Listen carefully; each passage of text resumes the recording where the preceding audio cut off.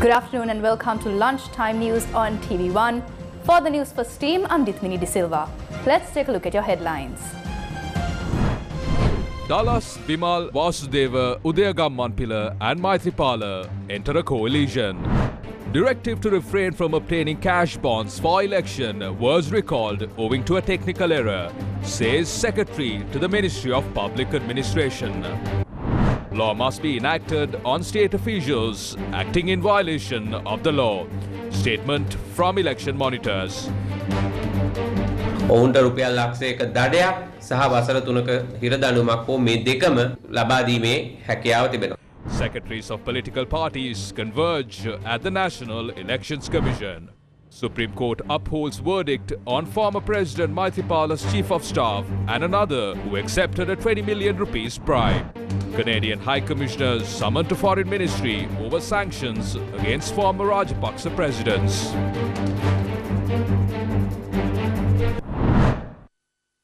Will elections be held before the 10th of March 2023? 59 days more.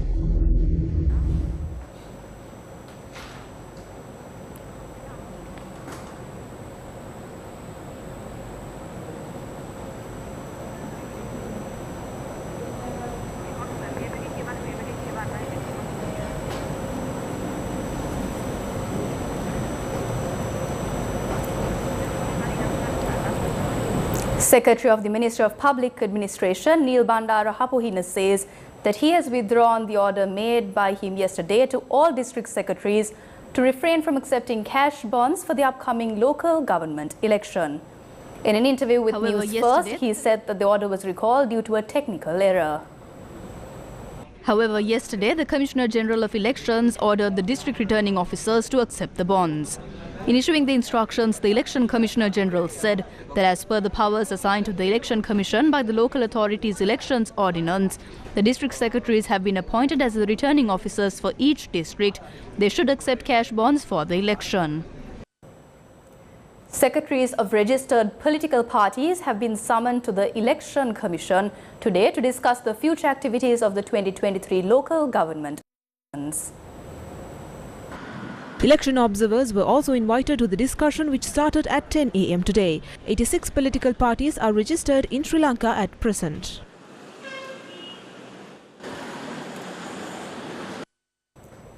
A new alliance comprising of the Sri Lanka Freedom Party, the Freedom People's Congress and the Uttara Lanka Sabhagaya, which are to contest the local government elections, will be launched today. This alliance, which is to be launched this afternoon at the Sri Lanka Freedom Party headquarters, has been named the Freedom People's Alliance. A senior official of the alliance said they will contest the election under the helicopter symbol. Several parties, including the Sri Lanka Freedom Party, the Freedom People's Congress, including MP Dallas Alahaperuma, the Uttara Lanka Sabhagaya, including MP Vimal Weerawansa, and the group led by MP Anurapriya Darshanayapa will represent the new alliance. 38 parliamentarians from various political parties are a part of the new alliance. The Acting High Commissioner of Canada in Sri Lanka has been summoned to the Ministry of Foreign Affairs. He was summoned in order to inquire into the sanctions imposed by Canada on former Presidents Gotabaya Rajapaksa and Mahinda Rajapaksa, Staff Sergeants Sunil Ratnayaka and Lieutenant Commander Chandana Prasad Hettiarachchi. Canada's Minister of Foreign Affairs yesterday imposed sanctions against the 4 state officials over allegations of committing gross and systematic violations of human rights during Sri Lanka's civil conflict, which occurred from 1983 to 2009. Accordingly, the 4 people, including Gotabaya Rajapaksa, will have their assets in Canada frozen, be prohibited from entering Canada as well as from conducting any businesses in Canada. Commonwealth Parliamentary Association General Secretary Stephen Twigg arrived in the island early this morning. He was received at Katunayake Airport by Angajan Ramanathan, the Deputy Committee Chairman of the Parliament, and Tikiri Jayatilaka, Assistant General Secretary. The General Secretary of the Commonwealth Parliamentary Association has planned to meet the President, Prime Minister, Speaker, Leader of the House, Leader of the Opposition, Foreign Minister and other ministers as well as members of Parliament. Further, the Parliamentary Communication Unit said that he is going to meet and hold discussions with representatives of organisations. Stephen Twigg is the 8th Secretary General of the Commonwealth Parliamentary Association. Police media spokesperson SSP Nihal Thalduwa says the 7 boats which were destroyed in a fire in Mutwal was a result of an act of arson by a group.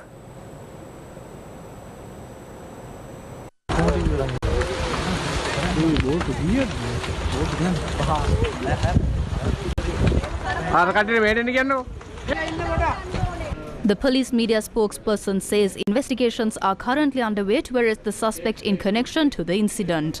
He noted the incident occurred around 1:30 this morning. The fire was doused by the fire brigade of the Colombo Municipal Council.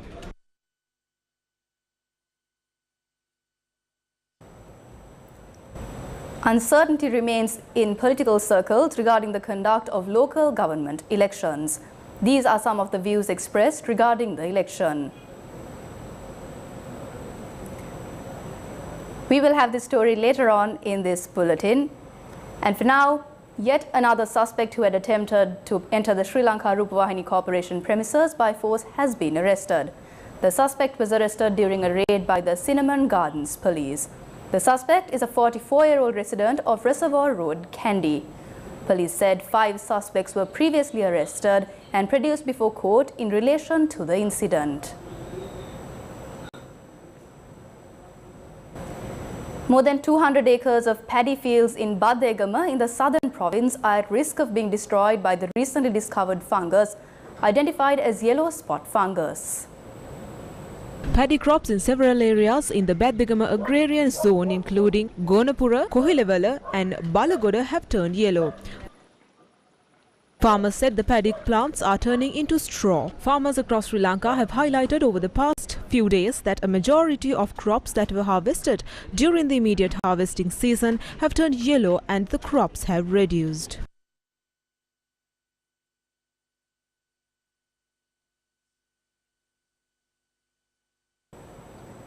More than 200 acres of paddy fields in Badegama in the southern province are at risk of being destroyed by the recently discovered fungus identified as yellow spot fungus.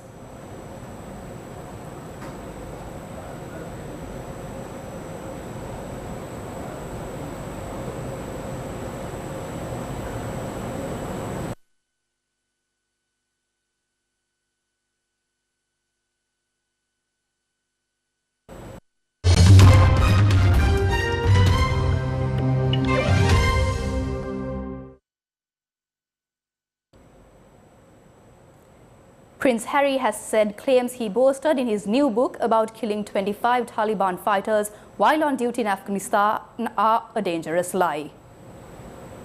The prince has been criticized for discussing killings in Spare, with some military figures saying it was wrong to refer to the dead as chess pieces. On national television, Harry press of taking his words out of context, adding the spin endangered his family. He also defended his remarks, saying he had wanted to reduce veteran suicide. Spare, which was published on Tuesday, has become the fastest-selling non-fiction book ever in the UK. 400,000 copies of the memoir have been bought, despite many excerpts being leaked in the press ahead of its official release. People in Spain were also able to get their hands on a copy last week, after it was accidentally released early in bookstores across the country. In an interview on a US Late Show to promote the book, Harry said it had been a difficult period. Harry said, "The last few days have been hurtful and challenging, not being able to do anything about those leaks." He then appeared to condemn some coverage of the book, saying, "Without a doubt, the most dangerous lie that they have told is that I somehow boasted about the number of people I killed in Afghanistan." Brazil's judicial authorities have ordered the arrest of top public officials after rioters stormed key government buildings in Brasilia. One official, the former commander of the military police, has been arrested. The officials also include Brasilia's former public security chief, Anderson Torres, and others responsible for acts and omissions leading to the riots. Torres denies any role in the riots. The police commander, Colonel Fabio Augusto, was dismissed from his role after supporters of ex-president Jair Bolsonaro stormed Congress, the presidential palace and the Supreme Court. The rioting came a week after President Luiz Inácio Lula da Silva, widely known as Lula, was sworn in. The dramatic scene saw thousands of protesters, some clad in yellow Brazil football shirts and waving flags, overrun police and ransack the heart of the Brazilian state. The 80th annual Golden Globe Awards took place in Los Angeles today. The awards ceremony was hosted by comedian actor Jared Carmichael. The Banshees of Inisherin won 3 major prizes at the 80th edition of the Globes. The film took home Best Musical or Comedy Film and Best Screenplay, as well as Best Comedy Actor for its star Irish actor Colin Farrell. Steven Spielberg's autobiographical The Fabelmans was also one of the big winners, scooping Best Drama Film. Spielberg was named Best Director for his hemming of The Fabelmans, which follows a young boy loosely based on Spielberg himself, who falls in love with filmmaking. Other big film winners included Everything Everywhere All at Once, which saw acting prizes for 2 of its stars, Michelle Yeoh and Ke Huy Quan. The White Lotus won Best Limited Series, and there was recognition for its star Jennifer Coolidge, the only actor to appear in both seasons of the show. Most of the winners were present to collect their awards, despite speculation that many stars would stay away from this year's ceremony due to controversy surrounding the organization behind the Globes. Taking a look back at some local news again, uncertainty remains in political circles regarding the conduct of local government elections. These are some of the views expressed regarding the election. Buddhism and other religions preach that people must be fed first. The opposition itself says people are only having one meal. Amidst all these issues, including electricity tariffs, if an election is held, it will divide society. We don't need an election right now. Everyone must unite to improve productivity over the next 2 years and be committed to the cause. අන්නේ වගේ දැන් වැඩ කරන අවස්ථාවට තමයි හිලා තියෙන්නේ මැතිවරණ අවස්ථාවක නෙමෙයි. පොහොට්ටුව පළවෙනියටම ගිහිල්ලා අප මුදල් තැන්පත් කරේ.